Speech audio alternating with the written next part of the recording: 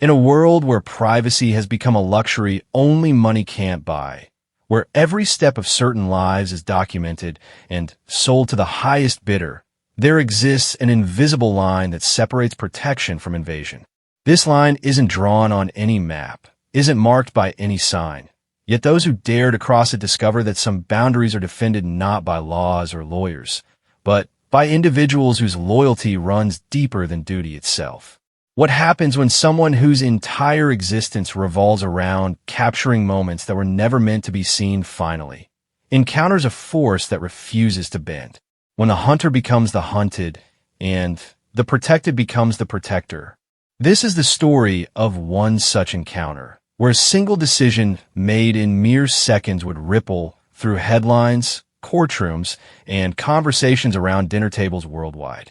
Sometimes the most powerful stories begin not with grand declarations or dramatic entrances, but with a simple refusal to look the other way when everything that matters hangs in the balance. The morning started like any other Tuesday for Marcus Henderson, though he had no way of knowing it would end with his photograph splashed across every major newspaper in Europe. At 34, Marcus had served as a Royal Protection Officer for 8 years, long enough to understand that his job wasn't just about standing still and looking intimidating.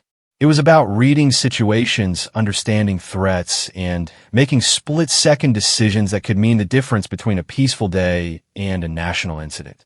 The assignment seemed routine enough. Princess Charlotte, now 16 and increasingly in the public eye, had requested permission to visit a local art gallery with 2 of her school friends. The gallery, tucked away in a quiet corner of Kensington, specialized in contemporary works by young artists. It was exactly the kind of place a teenager with an interest in art might want to explore, and exactly the kind of normal activity the royal family encouraged for their younger members. Marcus had conducted his usual security sweep the day before. The gallery owner, Mrs. Elena Vasquez, was a respected figure in London's art community with no concerning associations. The building itself was small, with clear sight lines and only 2 entrances. The surrounding streets were residential, mostly filled with young professionals and families who had better things to do than gawk at teenage royalty. It should have been a simple protection detail. What Marcus couldn't have anticipated was how word of the princess's visit had somehow leaked to the press. By the time their unmarked vehicle pulled up outside the gallery at 2 in the afternoon, a small crowd had already gathered. 3 photographers lingered across the street, their telephoto lenses catching the afternoon sunlight like weapons waiting to fire. A reporter from one of the tabloids was questioning passersby, hoping someone might have seen something worth printing. Marcus recognized the signs immediately. This wasn't going to be the quiet, educational afternoon anyone had hoped for. As he stepped out of the vehicle first, scanning the area with practiced efficiency, he could feel the familiar tension that came with knowing that every movement, every expression, every interaction would be scrutinized and potentially misinterpreted by people whose livelihood depended on finding drama where none existed. Princess Charlotte emerged from the vehicle with the kind of grace that seemed natural, but Marcus knew had been carefully taught. At 16, she had already learned to keep her expression neutral in public, to walk with purpose but not haste, and to acknowledge crowds with a smile that was warm enough to seem genuine but controlled enough to maintain appropriate distance. Her 2 friends, however, looked distinctly uncomfortable. Sarah and Emma, both from wealthy but non-royal families, had never experienced this level of public attention before. The photographers immediately began their work, cameras clicking rapidly as they captured every angle of the princess's arrival. Marcus positioned himself between Charlotte and the cameras while maintaining enough distance to avoid appearing heavy-handed. His colleague, Officer James Wright, took up position near the gallery entrance while 3rd Officer Patricia Collins remained with the vehicle.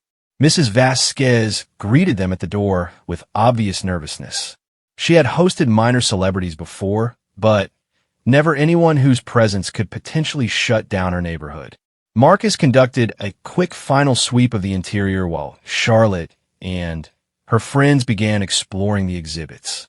The gallery was displaying works by recent graduates from various London art schools, and Charlotte seemed genuinely interested in several pieces, particularly a series of portraits that explored themes of identity and belonging. For nearly an hour, everything proceeded smoothly.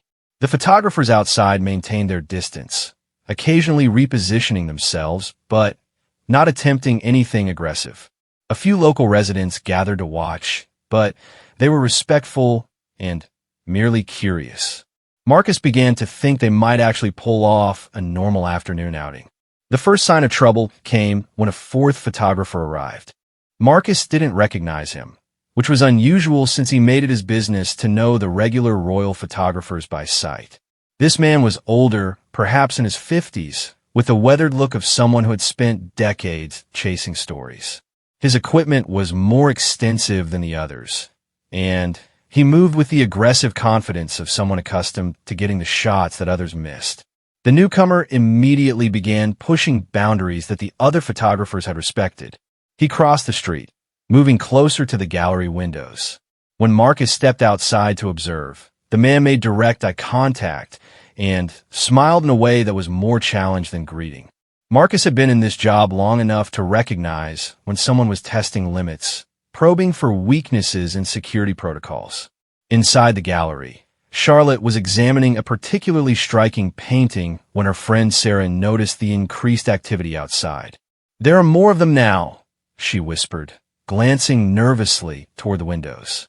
Charlotte followed her gaze and saw the new photographer positioning himself directly outside, his lens trained on the gallery's interior. Marcus spoke quietly into his radio. "We may need to consider cutting this short." But Charlotte, overhearing, shook her head. "I'm not done looking," she said with the quiet determination that ran in her family. "This is important to me." It was important to her, Marcus realized. This wasn't just a casual outing or a photo opportunity arranged by palace staff. Charlotte had specifically requested this visit because she was genuinely interested in the work being displayed. Several of the pieces dealt with themes that clearly resonated with a young person trying to understand her place in the world while living under constant scrutiny. Marcus made a decision that would later be analyzed and debated by security experts. Instead of insisting on an immediate departure, he chose to try to maintain the normal experience Charlotte was seeking. He would give her another 30 minutes, but he would also make it absolutely clear to the photographers outside that certain boundaries would not be crossed. He stepped outside and approached the group of photographers with measured steps. His posture was relaxed but alert, and his voice when he spoke was calm but carried the unmistakable authority of someone accustomed to being obeyed. "Gentlemen, good afternoon," he began. "I understand you have a job to do, and I respect that. But I need you to understand that the princess is here as a private citizen, trying to enjoy art with her friends. I'm asking you to maintain appropriate distance and avoid any attempts to photograph through the windows." 3 of the photographers nodded understanding. They were professionals who worked regularly with the royal family and understood the unwritten rules that governed these interactions. But the newcomer stepped forward, his camera still hanging around his neck. "She's in a public place," he said, his accent revealing Eastern European origins. "I have right to photograph." Marcus had handled this conversation dozens of times before, but something about this man's demeanor put him on edge. It wasn't just the words, but the way he said them, as if he was looking forward to a confrontation rather than trying to avoid one. "You have the right to photograph from public property," Marcus agreed, "but that doesn't give you the right to harass or intrude on privacy. Please maintain reasonable distance." The man laughed, a sound that held no humor. "Reasonable is subjective. Yes? Perhaps Princess should stay home if she wants privacy."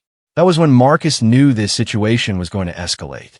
He had heard that particular argument many times before, usually from photographers who had already made up their minds to push boundaries. The logic was always the same. Public figures had no right to privacy, and any attempt to maintain normal experiences was fair game for documentation. Inside the gallery, Charlotte was deep in conversation with Mrs. Vasquez about one of the featured artists when she noticed her friends had grown quiet and were staring out the window. Following their gaze, she saw Marcus in what appeared to be an increasingly tense conversation with the photographers. She couldn't hear the words, but body language told its own story. "Perhaps we should go," Emma suggested quietly.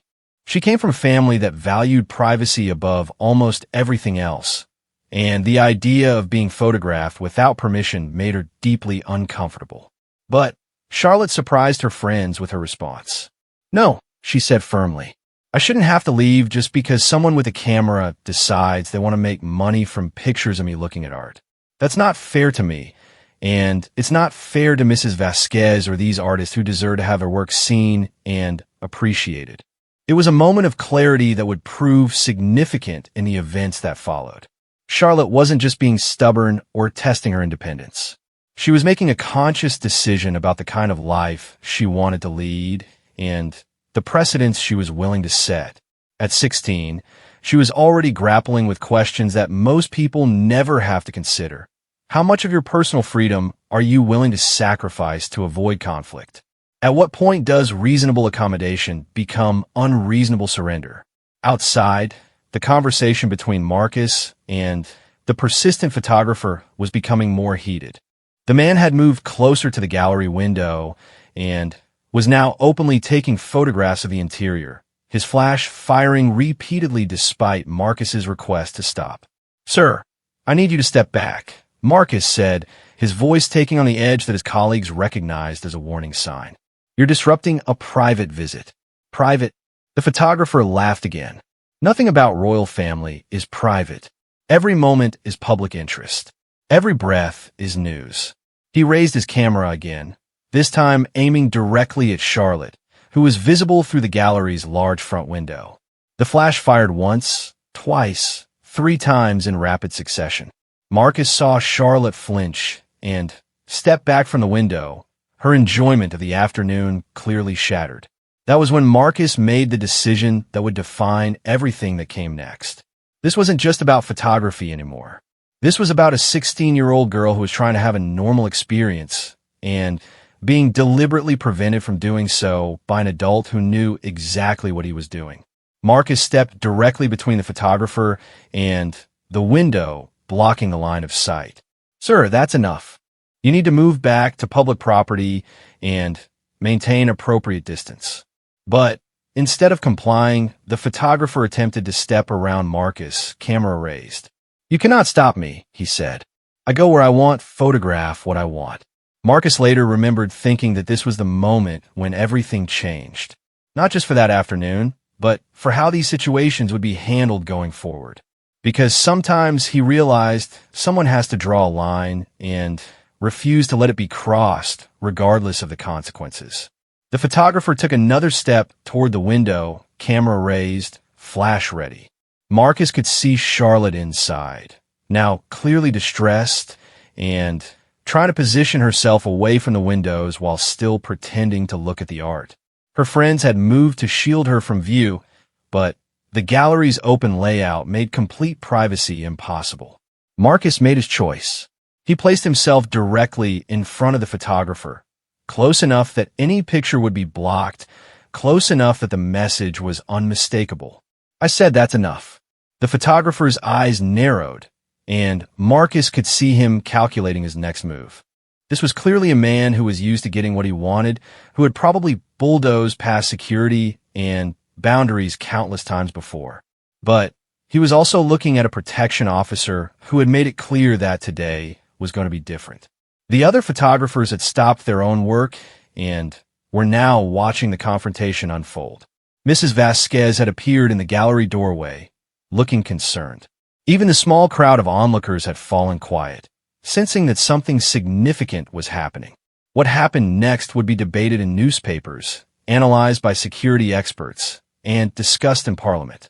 But for Marcus Henderson, standing on a quiet London street on a Tuesday afternoon, it was simply a matter of doing what he had sworn to do, protecting someone who couldn't protect herself from someone who refused to show basic human decency. The photographer raised his camera one more time, aiming past Marcus toward the gallery window, where Charlotte was now clearly visible again, having moved to look at a painting near the front of the space. The flash fired. Marcus reached out and placed his hand over the camera lens. The moment Marcus's hand made contact with the camera lens, several things happened at once. The photographer let out a shout of anger and surprise, immediately beginning to protest in heavily accented English about his rights and freedoms. This is violation of press freedom. Marcus had heard these accusations before, though never quite this dramatically. He also knew exactly where the legal boundaries lay, which was why his hand remained positioned over the lens rather than actually grabbing or damaging the camera.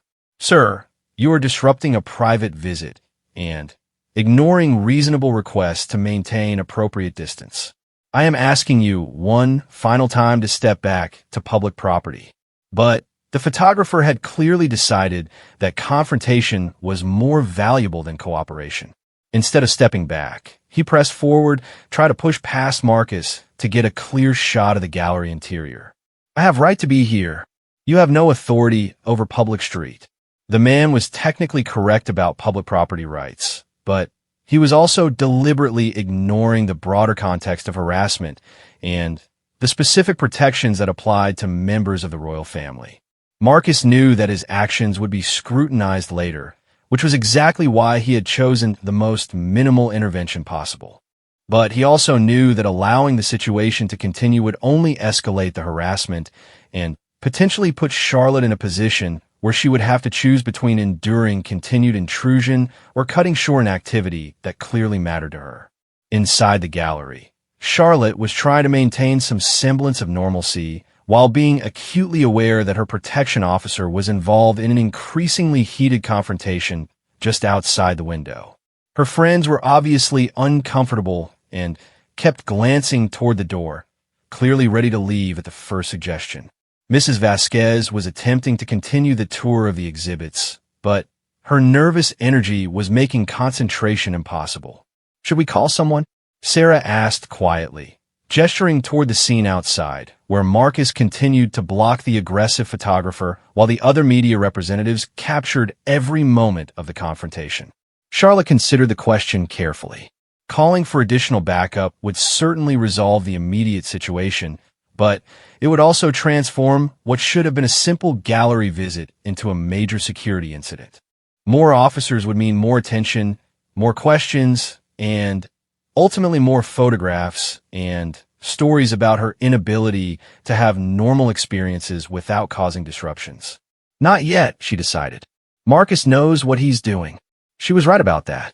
Marcus had been calculating his options from the moment the photographer first raised his camera toward the gallery window. He knew that his primary responsibility was Charlotte's safety and privacy, but he also understood the broader implications of how this situation was handled.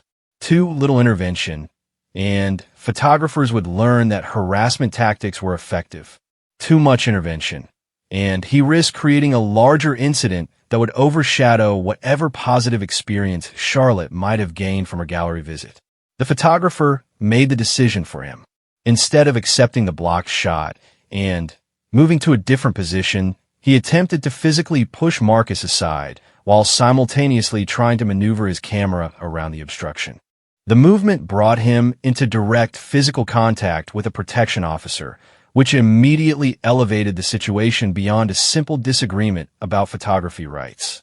Marcus responded exactly as he had been trained. He maintained his position while using minimal force to prevent the photographer from pushing past him. His movements were controlled and professional, but they were also clearly defensive actions being taken in response to physical aggression rather than any attempt to escalate the confrontation. "Sir, do not make physical contact," Marcus said loudly, ensuring that his words would be clearly audible to the other photographers who were documenting the entire incident. "Step back immediately."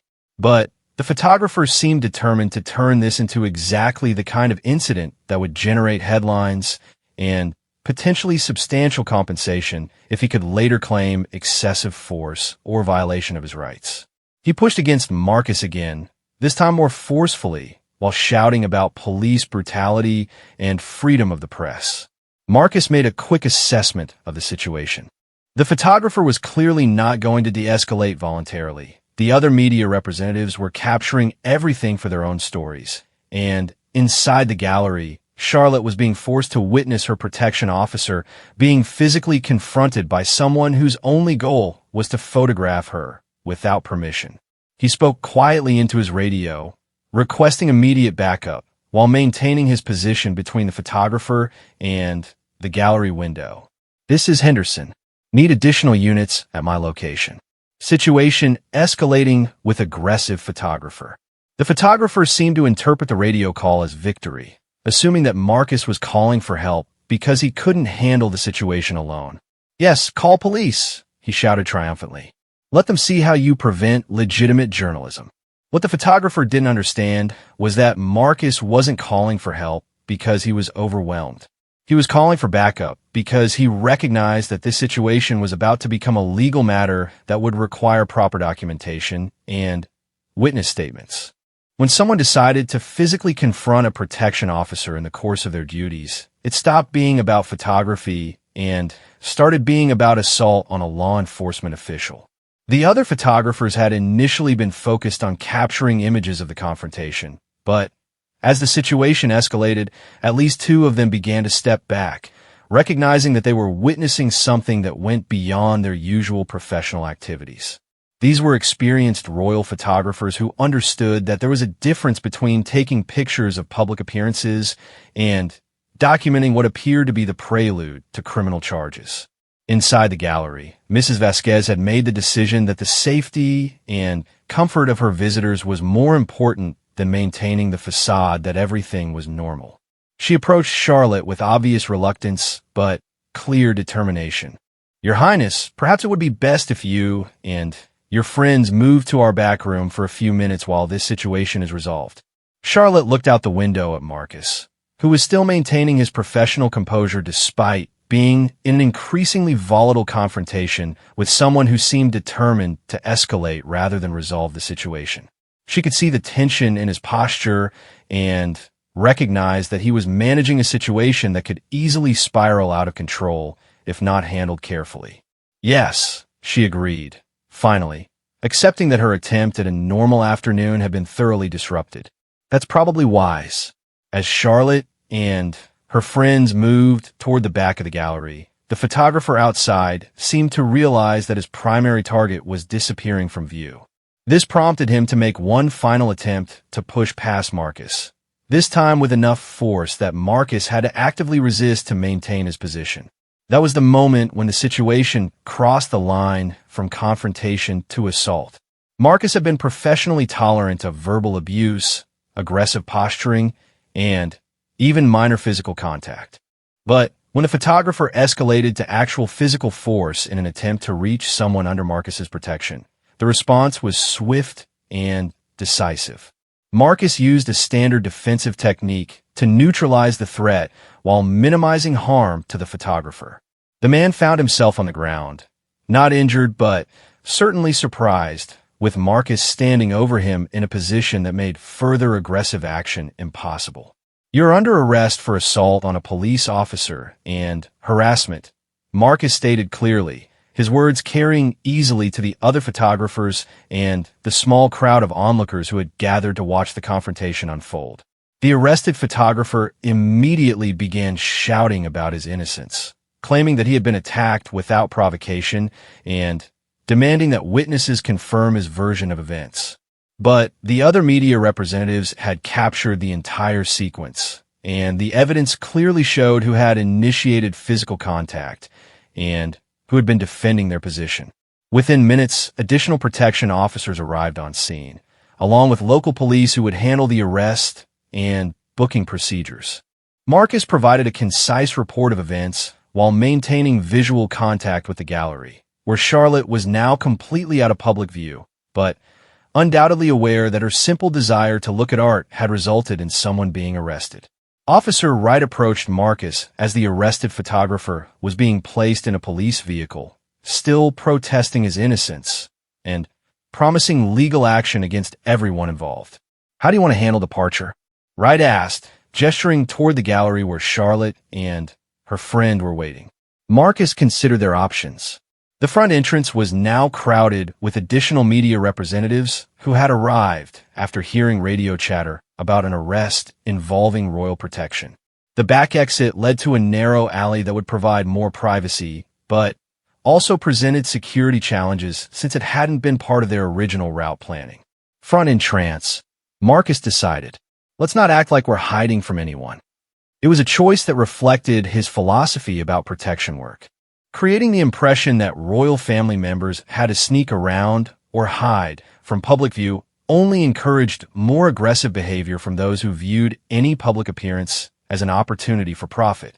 Better to maintain dignity and normal movement patterns while clearly demonstrating that harassment would not be tolerated.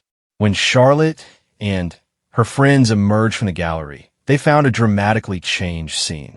The original small group of photographers had been joined by additional media representatives, several police officers, curious neighbors, and at least one news van that had appeared with remarkable speed.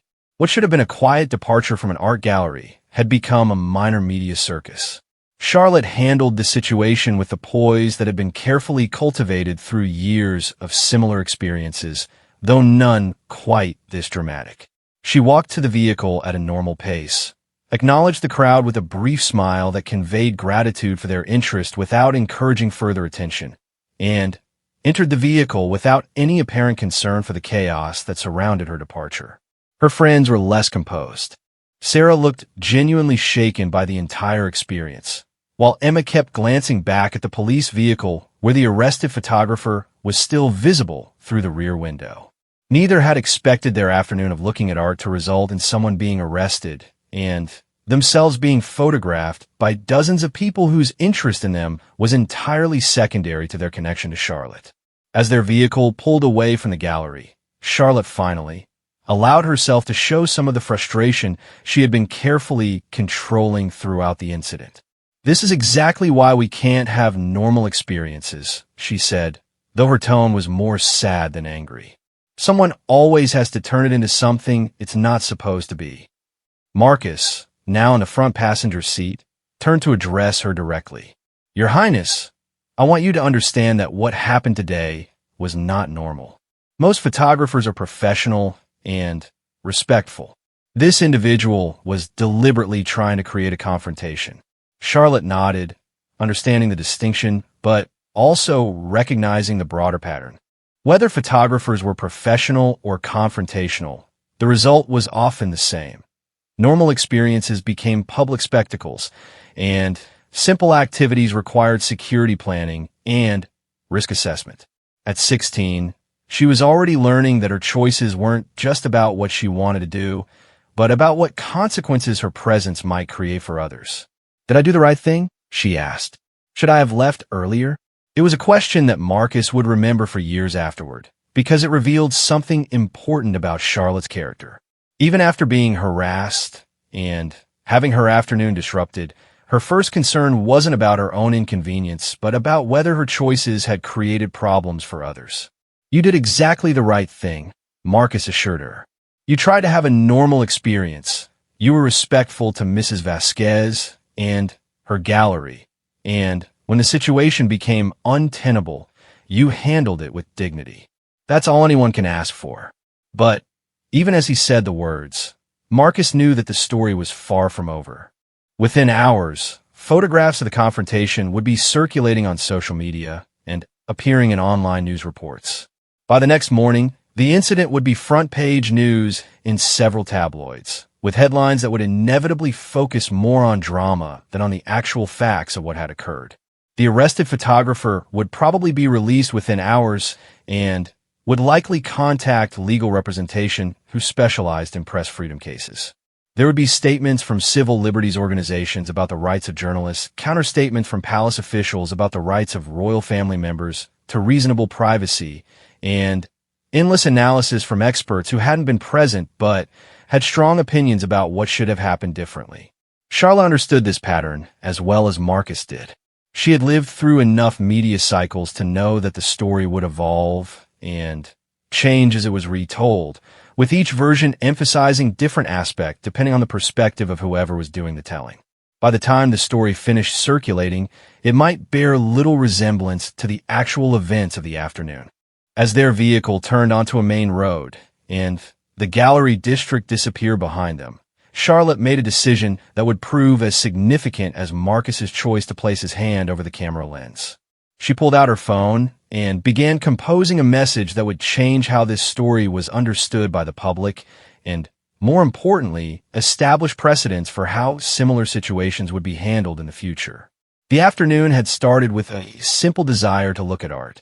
It was ending with decisions that would reshape the relationship between young royals, the media that followed them, and the protection officers whose job it was to make normal life possible despite extraordinary circumstances. The message Charlotte composed during the drive back to the palace was only 3 sentences long, but it would prove to be one of the most significant communications issued by any member of the royal family in recent years. She showed it to Marcus before sending it, asking for his professional opinion about whether her words might create additional complications for the investigation or his own situation. I visited an art gallery today to see work by young British artists. When a photographer became aggressive and physically confrontational with my protection officer, I witnessed firsthand why we cannot have normal experiences without professional support. I am grateful to Officer Henderson for ensuring that a peaceful afternoon remained peaceful, and I hope others will understand that there is a difference between public interest and public harassment. Marcus read the message twice, recognizing immediately that Charlotte was making several important points simultaneously. She was establishing the legitimate nature of her gallery visit, providing context for the confrontation, supporting his actions publicly, and drawing a clear distinction between acceptable and unacceptable media behavior. Most importantly, she was taking control of the narrative before others could shape it according to their own agendas. "That's perfect," he told her. "Clear, factual, and supportive of everyone who behaved appropriately." Charlotte posted the message to her official social media accounts just as their vehicle arrived at the palace. Within minutes, the message had been shared hundreds of times, and within an hour, it had been quoted by major news organizations around the world. The story was now framed not as a confrontation between security and media, but as a young person's reflection on the challenges of maintaining normal experiences under extraordinary circumstances. The response was immediate and overwhelmingly supportive. Other young people shared their own experiences with harassment and expressed solidarity with Charlotte's desire for normal activities. Parents discussed the importance of protecting children from aggressive adults, regardless of their profession or claimed justifications.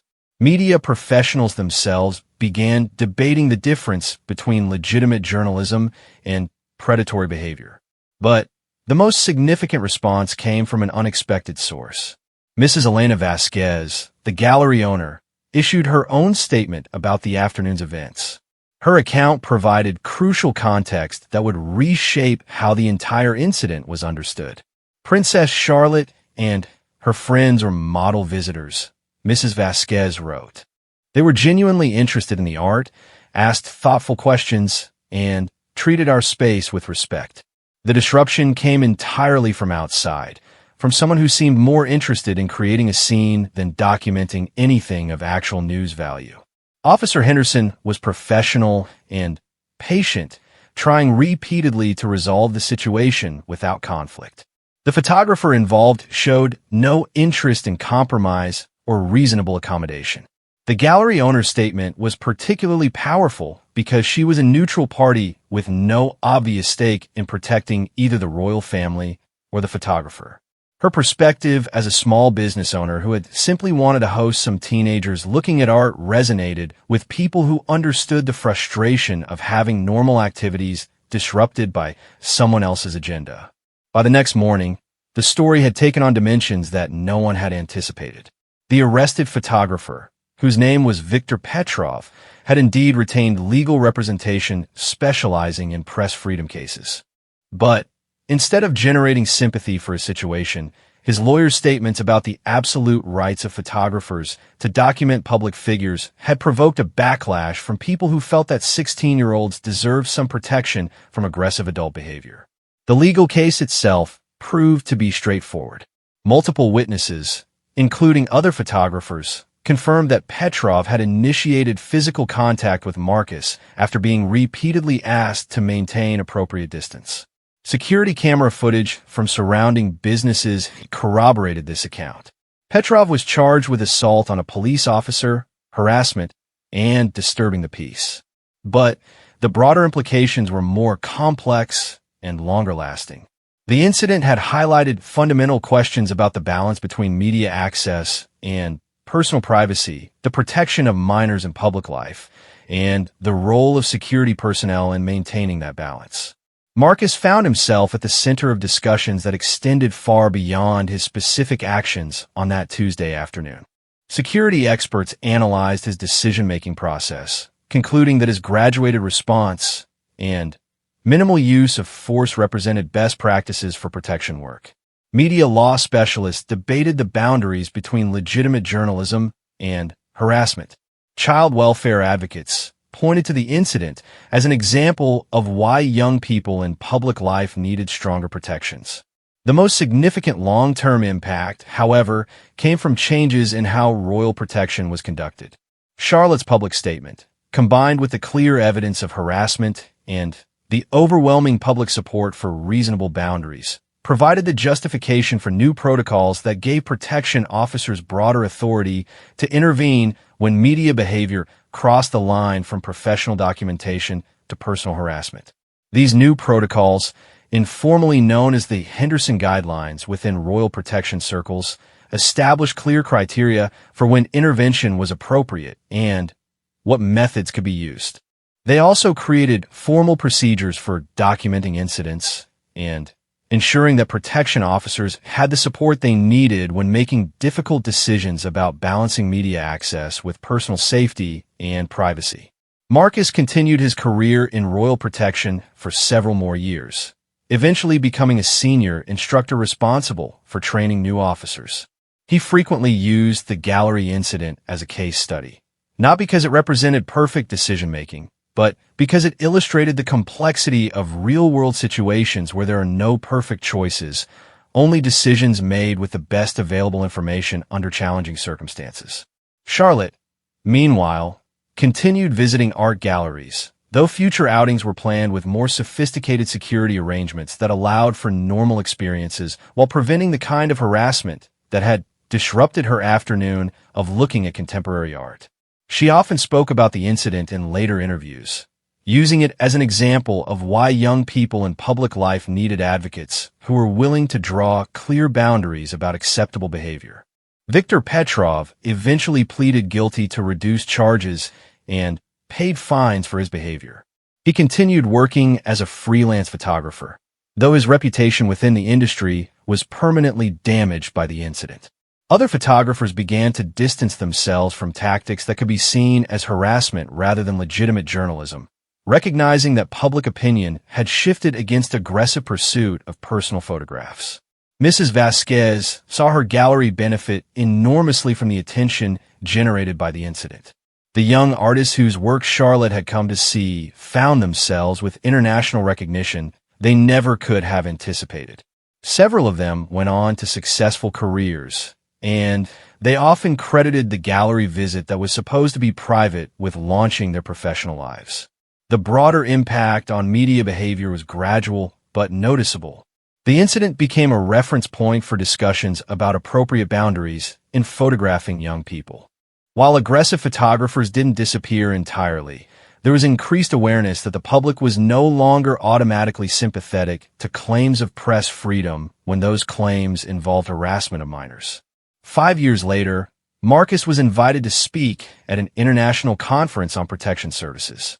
During his presentation, he reflected on the lessons learned from that Tuesday afternoon at the art gallery. The most important thing I learned, he told his audience, was that protection isn't just about preventing physical harm. It's about making it possible for people to live their lives with dignity and normalcy, even under extraordinary circumstances. Sometimes that means making difficult decisions in real time, with incomplete information and no perfect options. He paused, remembering Charlotte's question about whether she had done the right thing by not leaving earlier. But the most important decision wasn't mine. It was Princess Charlotte's decision to refuse to be intimidated, to continue looking at art, even when someone was trying to make that impossible. My job was just to make sure she could make that choice safely. Charlotte, now an adult with her own perspective on the incident, eventually wrote about the experience in a book about growing up in public life. Her chapter about the gallery visit focused on the moment when she decided not to leave, recognizing it as one of the first times she had consciously chosen to assert her right to normal experiences rather than automatically accommodating those who wanted to profit from disrupting them. I realized that if I left every time someone decided to turn my presence into a spectacle, I would end up living my entire life around other people's behavior rather than my own choices, she wrote. That afternoon, I learned the difference between reasonable accommodation and unreasonable surrender. Officer Henderson helped me understand that some boundaries are worth defending, not for the sake of conflict, but for the sake of making normal life possible. The incident also had unexpected effects on the art world. The attention drawn to contemporary British artists through the disrupted gallery visit led to increased public interest in young artists' work. Several galleries reported increased attendance following media coverage that emphasized Charlotte's genuine interest in art rather than just her celebrity status. The young artists whose work had been displayed during Charlotte's visit found themselves with opportunities they hadn't expected. 2 received gallery representation. 1 was commissioned for a public art project, and several others saw their work purchased by collectors who had heard about them through news coverage of the incident. Mrs. Vasquez later said that while she wouldn't have chosen to have her gallery become the center of a media incident, the outcome demonstrated something important about the power of genuine interest in art to create positive change. When someone looks at art with real attention and respect, it elevates both the art and the experience for everyone involved, she reflected. That's what Princess Charlotte was doing that day, and that's what the photographer was trying to destroy. The incident at the gallery became part of the training curriculum for royal protection officers, but it was also studied by security professionals in other fields. The principles Marcus had applied: graduated response, minimal necessary force, clear communication of boundaries, and prioritization of the protected person's legitimate activities over the convenience of outside parties, proved applicable to many other security situations.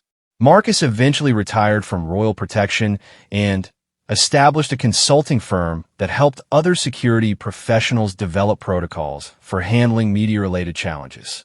His work influenced security practices for celebrities, politicians, and business leaders around the world, always with the same core principle. Protection should enable normal life, not replace it with fear and restriction. The photographer's camera, which had been confiscated as evidence, was eventually returned to him after the legal proceedings concluded. But the memory card from that day was retained as part of the permanent record of the case. The images on it told the story of what happened when someone confused the right to take photographs with the right to harass people in order to take photographs. Years later, Charlotte would keep in touch with Mrs. Vasquez and regularly visit exhibitions at her gallery, though always with security arrangements that prevented the kind of disruption that had marked her first visit. The gallery owner never forgot the afternoon when a teenage princess had chosen art over convenience, and a protection officer had chosen clear boundaries over easy accommodation. The story became more than just an account of one afternoon's confrontation. It became a reference point for discussions about the balance between public interest and personal privacy, the protection of young people in public life, and the role of those whose job it is to make normal experiences possible under extraordinary circumstances. In the end, the most lasting impact of that Tuesday afternoon at the art gallery wasn't the arrest, the legal proceedings, or even the policy changes that followed. It was the demonstration that some lines, once clearly drawn and firmly defended, become boundaries that others learn to respect. The lesson wasn't about conflict, but about the possibility of maintaining dignity and normalcy when someone else's agenda threatens to make both impossible. Marcus Henderson had made a career of protecting people, but That afternoon, he had done something more important.